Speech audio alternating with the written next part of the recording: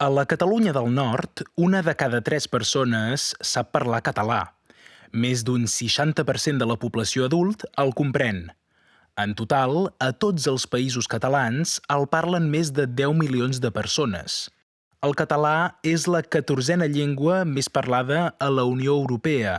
Té més parlants que el suec, el búlgar o el danès.